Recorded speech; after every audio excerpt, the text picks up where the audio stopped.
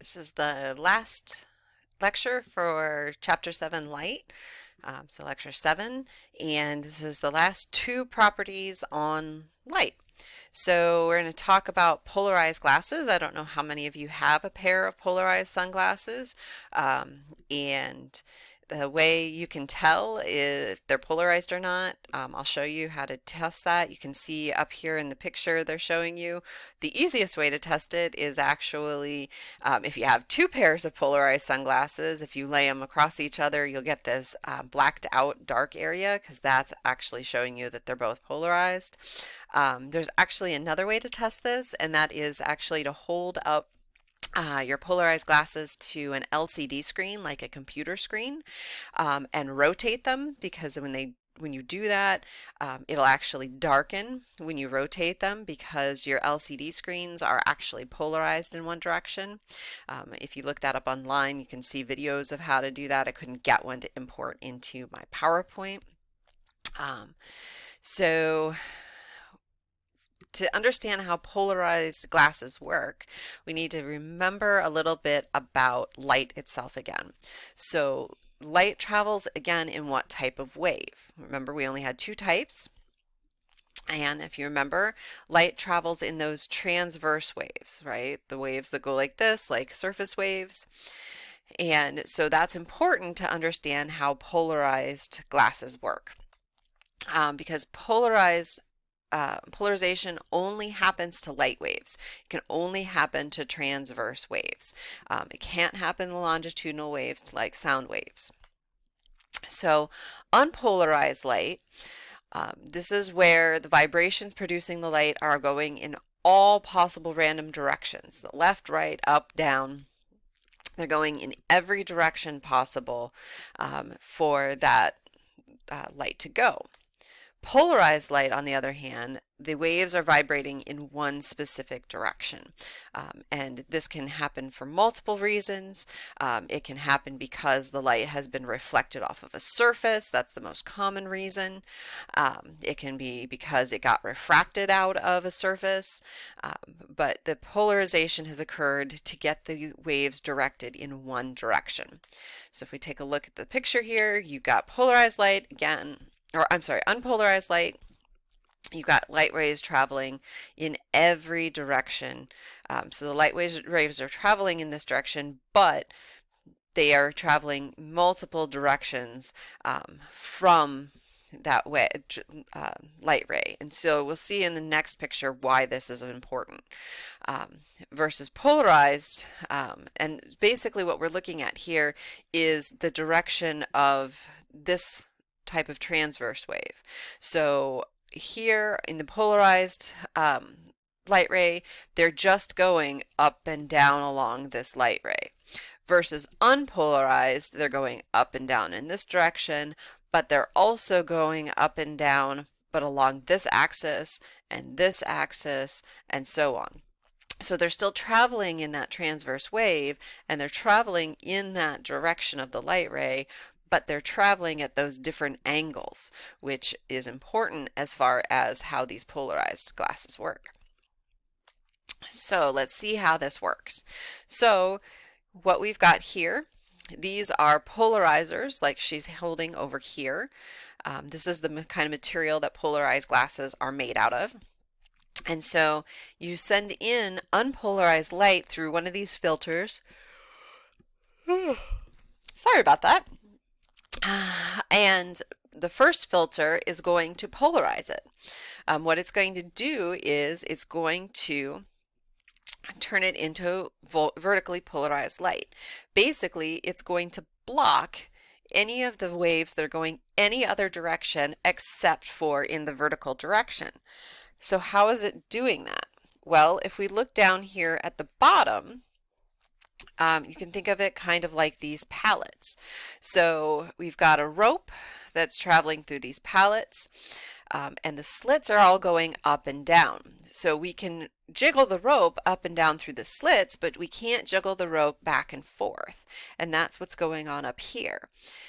So we can't jiggle the rope in any other direction, keep it going, but we can jiggle the rope up and down, making that transverse wave.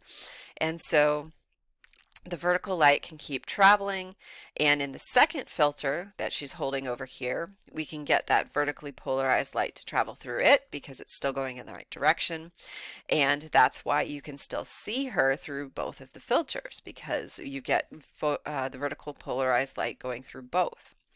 But in the bottom picture, if you look, you can see her through this section of the filter, you can see her through this section of the filter, but the center section is blacked out. And that's because what she's done is she's rotated the filter. So here we've got our unpolarized light, then we've got the filter to vertically polarize the light, so we've got the up and down slits. Then she turned it, so now it's horizontal. And so that's what we've got down here. So we've got the rope going up and down, but then since it's turned horizontally, that up and down motion can't happen. And since we've only got vertically polarized light to travel through up here, nothing can make it through that second filter because there's no horizontal polarized light to travel through. And so no light makes it through the second filter. And that's why this section appears black. That's why if you have two pairs of polarized glasses and you turn them back and forth, you get that blackened section we saw on that first picture, because there's no light rays to travel through to that second pair, and so it blocks the light. So how do these work as far as why we wear them, for example, for sports and fishing and so on? Well, let's take a look how we use these. So the most common way I said that you get polarized light is you get sunlight with fully unpolarized light and it reflects. And so you get reflection like glare that we talked about in one of those first lectures coming off of something like water. Well, that reflected light is horizontally polarized. And so it's coming off of that water as a horizontal polarization. And so that's what's coming at your eyes. The glasses in the polarized lenses are going to actually be created with vertical slits like we just saw on the previous slide.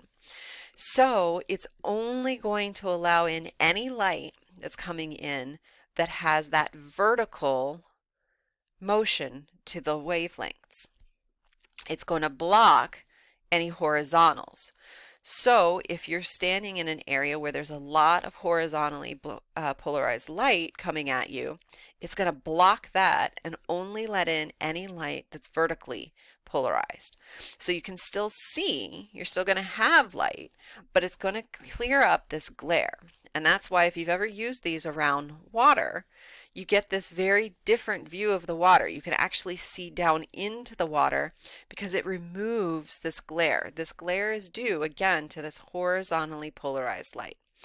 And so you can actually see down into the water, depending on how clear the water is, you may be able to see to the bottom because it removes that extra light that's being reflected off of that water.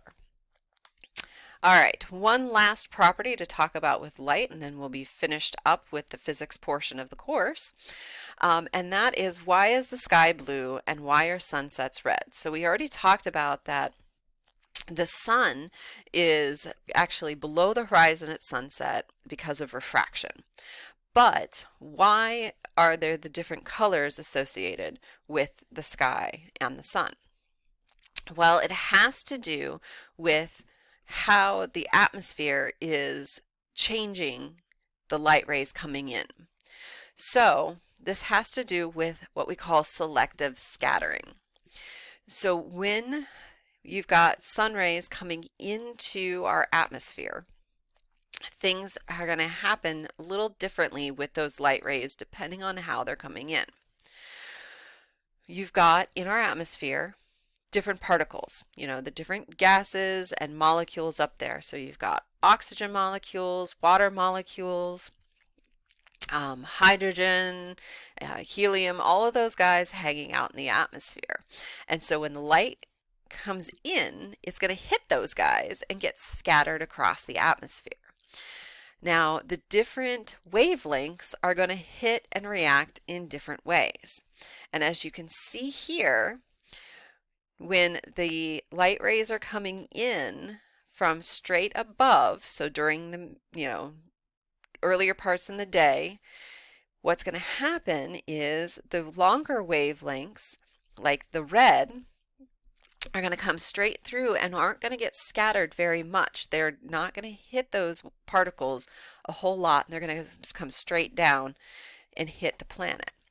On the other hand, the blue wavelengths and the violet wavelengths are going to get scattered a lot. And so they're going to get bounced around. And so these are the ones that get scattered and bounced and are the ones that are going to get bounced into our eyes. So the blue and the violet are going to get scattered a lot more than orange and red. And so this is why during the day the sky looks blue. I know, it's a very boring answer probably compared to what you may have heard before. On the other hand, when the sun is coming at a lower angle, like towards sunset, it's the same thing that's happening, right? The red wavelengths aren't being scattered, or the orange wavelengths, but they're coming straight at your eyes because the sun is at a lower angle, and the blue and the violet are still being scattered, and so they're being angled away from you. And so you get to see the red, the orange, and the yellow wavelengths at sunset. So it's pretty cool. So then the question is, why are clouds white? Right? So, okay, the sky is blue because you get the wavelengths bouncing around, and those are what's getting shot at my eyes. Cool. The sun is going to be that red and orange color because it's coming straight at me. At sunset, why are clouds white? Well, what are clouds made of? Clouds are made of water, and they're made of a lot of water. They're pretty dense. They're made up of water droplets.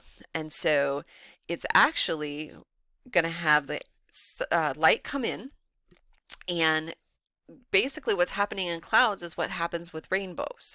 So the light's going to come in and hit into those water droplets, and the water droplets are going to bounce around and refract and reflect those light rays, all of them inside of the cloud. And so it ends up basically bouncing all of the different wavelengths around inside of the cloud, and that's why it ends up making them look white, because it's going to just keep bouncing those around inside of the cloud. All right, that ends chapter 7. So that ends our section on physics. That means that we'll be starting our chemistry section next. So we'll be starting with things like the periodic table and a little review on atoms. I'll see you soon.